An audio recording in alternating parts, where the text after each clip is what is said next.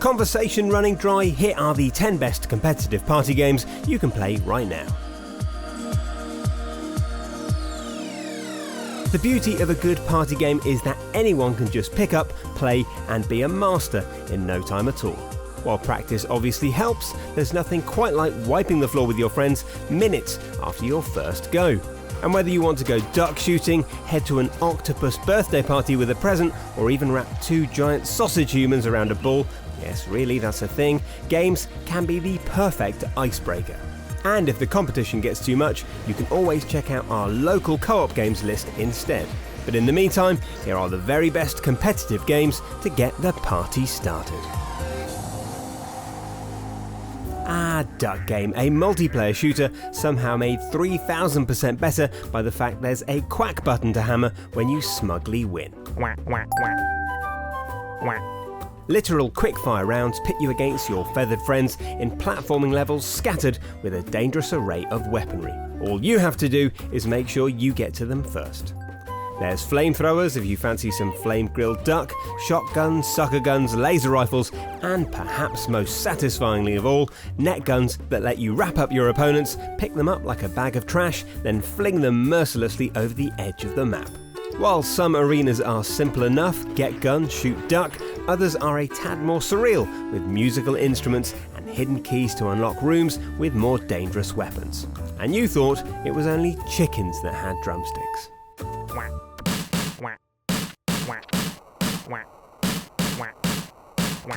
Fencing, friends, mythical, Norse serpents, you actually want to eat you. Of course Nidhogg is on this list, and if you've somehow missed the glory of the original fence-off, pull up a pixelated chair and get ready for death by giant pink worm. The beauty of Nidhogg is its sheer deadly simplicity. In fact, all you have to do is run in one direction to win. At least that would be all you have to do if your friend didn't have a sword and a desire to run in the other direction. Whether you duel, run in for the stab, or even throw your trusty epee, anything goes in Nidhogg, and things get brilliantly chaotic when a player loses their sword and all that's left are fists and sheer bravery. And while those graphics might not look detailed, you'll feel every punch when your opponent manages to brutally mash you into a pile of useless plasticine before scarpering. Load it up and be prepared for 6 hours of just one more go. Dodgeball is a word that conjures up images of weedy kids being bullied in American teen comedies. But Stikbold takes all the sting out of those balls to the face while still maintaining an exhilarating competitive streak that will strain your friendships in the best possible way. It's a very simple premise, chucking balls at your opponents in a series of themed arenas, but it stays fresh because it's so random and so enjoyable. Each arena has different challenges and hazards, and it's all tied together with a funky 70s aesthetic. And best of all, players who are eliminated can interfere from the sidelines so nobody feels left out. There's even a 2-player co-op mode if you want to mend the friendships you've damaged in the multiplayer. Towerfall Ascension is the sort of game that inspires lists like this one, providing a crisp reminder of those halcyon days of crowding around a CRT telly with your friends. And just like those halcyon days, it's likely to end in shoving, grumbling and shattered friendships. It's brilliant because it's so unforgiving. One wrong step will see you punctured with arrows or booped on the head. And the best moments come from those awkward pauses as 2 players stop and try to work out what the other is going to do next, only for a 3rd player to swoop in and finish them both instead. Throw in a variety of game-changing power-ups, some intuitive multiplayer levels, and gorgeous chunky design, and it's easy to see why Towerfall always ends up on lists like this one. Put simply, Rocket League is the best football game without feet. It combines soccer and slidey remote control cars in a way that means you don't need to care about either to enjoy it. The feel of boosting into a ball mid-air or driving smugly away after you've slotted in a goal is unmatched in terms of raw satisfaction, even if you've never kicked a football in your life. And even after years of DLC cars and extra modes, it's the purity of Rocket League's vanilla game that endures. There are other modes you can play, but nothing compares to sailing over opposition cars to score or a dramatic, last-ditch save using the edge of your spoiler. Rocket League offers so much endless entertainment, it's the sort of game you take to a desert island to enjoy for the rest of your days. Assuming, of course, that you had anyone else to play it with. To quote your high school science teacher, physics is fun. It's also chaotic, made of plasticine, and sometimes dressed like a chicken. Okay, we stopped quoting your physics teacher after the first bit, but as party games go, Gang Beasts is the perfect blend of utterly ridiculous physics and satisfying scrapping. You can slap, drag, and even gorilla press your foes into meat grinders in your quest for victory. Everything here wants to destroy you, whether it's Ferris wheels, trains, trucks, or even just gravity. They're all there to help you clear the map of your pesky jelly baby opponents. Now with football and wave modes, this absurd brawler is still hours of grasping fun with friends. Assuming, of course, you're still friends after you've minced them with whatever this is. So it turns out that octopi have the best birthday parties. Muddledash is all about getting your multicoloured tentacled self to a celebratory bash and, of course, delivering a present. The problem here is there's only one present and your friends want to do the same thing so they can look like they care more than you do.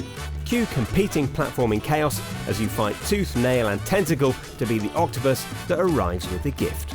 Fall off the screen and you'll respawn wherever the first octopus is, meaning there's never a dull moment as you hurtle towards the inevitable party. Throw in the obligatory last-minute scuffle outside the door and this is hilarious competitive fun. Okay, we know it's a bit disturbing looking, but Push Me Pull You is a delightful party game once you get over the fleshy weirdness. Up to 4 people can get involved here as you desperately try to claim ownership of a ball by wrapping around it with your tubular double-ended people. You can either play with 4 players and go 2 on 2 or play with 2 and each control a different end. Yes, it's just as weird as it sounds, but something about it still just works despite the strangeness. Whether you're tying yourself in knots or shouting at your partner to work with you, Push Me Pull You is a victorious party game. You just might not be able to get it out of your nightmares anytime soon. It doesn't matter that it's nearly 20 years old. Worms Armageddon is still one of the finest multiplayer experiences available. You know the drill. You name your legless heroes after your best friends, then feel increasingly guilty as your regard for their well-being diminishes. Armageddon is armed with more than 50 weapons to destroy your opponents, including grenades, bazookas, and even a super sheep. And if you don't want to go at it entirely alone, you can squad up with other players in allied teams, which definitely won't feel like picking on people. Cue much wailing and gnashing of teeth. Assuming, of course, that worms actually have teeth. But please be warned, open this can of worms and very little else will be done for the rest of the night. In 19 years, no one has ever said, let's just play one round of worms. Let's face it, dungeon crawling can get a little bit lonely. All that time underground, unlocking doors, fighting demons. The good news is that Crawl is here to make things less lonely, but the bad news is that it's not going to make things friendlier. Rather than putting your pals in charge of the monsters and having at you with some swords, Crawl goes a few steps further. Firstly, only one person can be human at a time while the rest of the players float around the map as ghosts. That might not sound enjoyable for the undead, but it turns out that possessing all manner of traps is great deadly fun, and spawning demons and other nasty creatures from portals is even better. You can even spend collected ectoplasm on creating more monsters for the lone human to fight off. The balance of Crawl is constantly in flux. The player who delivers the killing blow regains their humanity and the cycle happens all over again. With bosses, upgrades and a brilliant upgrade system to buff your monsters, Crawl is a little more complex than the other titles on this list, but definitely worth a trip below ground. So that's the best competitive party games you can play right now on PC. Hopefully everyone will still be friends by the end. Let us know if we've missed your favourite game in the comments below, drop us a like if you enjoyed this video, and don't forget to subscribe to Logitech G for more weekly shows and features.